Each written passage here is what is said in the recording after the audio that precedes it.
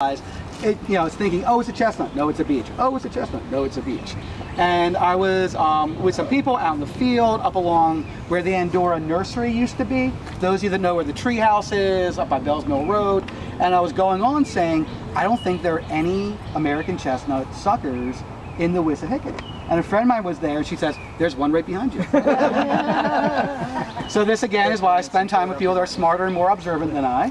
But there is one up around there. And then Steve, led us to this spot where there's this American chestnut. This actually is much larger. Steve just mentioned it's much, much larger than we normally have. So the chestnut, of course, I think it's the city champ. It must be. I think it's the Philly champ. Yeah, because there's one at Bartram's which has got hit, maybe like this big, this big around. But this is the largest one I've ever seen. And I have not seen this one before. So don't tell nobody. Yeah, don't tell nobody. Because of the American chestnut, of course, gets hit by the American chestnut blight. That gets here about 80 years ago. And it's a fungus that can get underneath the bark. Basically, the spores germinate, goes underneath the bark. It eats the cambium. The cambium are the cell lines that give rise to the vascular system of the plant. They're growing cells, so they have a lot of protein, they have a lot of sugars, they have a lot of fats, it's a great food source. And so the fungus goes in, clears that out, then you don't get a vascular system, and the tree dies back. Chestnuts sucker up. This is one of the reasons that they were used for charcoal. They were commonly used in charcoal because you could cut them back. Sorry. No worries. Pardon me. They would sucker up. You could burn them back for use them for charcoal. And this, I got so excited. I know. It's not too much coffee, and so they'll sucker back up again.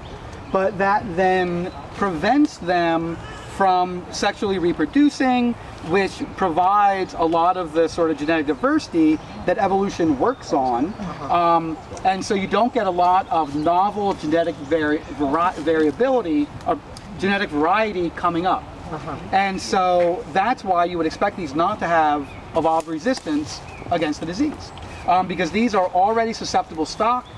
They're not reproducing with other ones, so you don't get this sort of genetic mixing. And so they maintain that susceptibility to the fungus.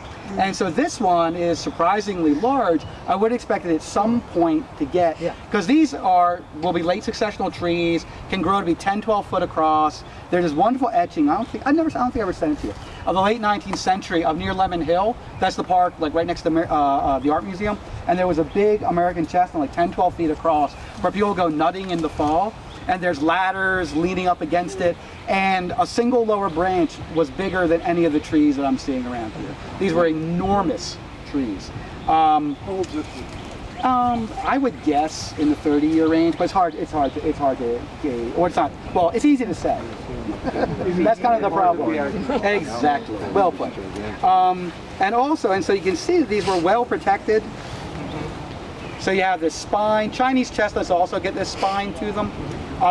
So currently, you'll often hear about, like, central PA, there'll be a chestnut that's giving fruit, but usually the squirrels get to them first, so they do open up, they hiss, they open up, and then the squirrels get to them. I've never seen one, make sure I'm not lying to you, I've never seen one that still has the fruits, I'm sorry, the nut inside this spiny case. Oh, with the actual fruits? Yeah. Oh, nice. Okay. Yeah. So you got them before the squirrels. Somehow they go. Yeah. Steve's more wily than a squirrel. You bet. So if you guys want to pass that around, that is a really. Well, I mean, yes, I'm sorry.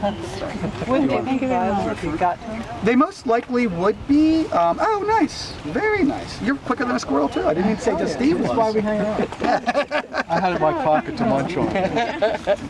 And so you see also, and I'll say so real quick, so I mentioned this to some of you before.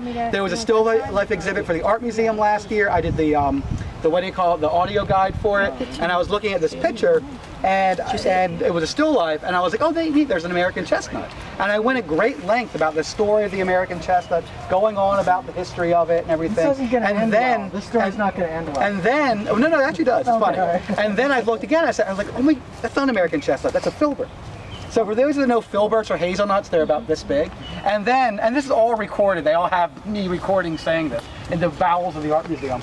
And me going on about filberts and everything like that. And then what I realized was that it actually was an American chestnut.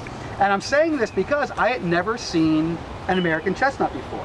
American chestnuts are much smaller than the Italian chestnut and the Chinese chestnut. And I tell that story because it's something that I've been looking at trees and plants around here for a long time.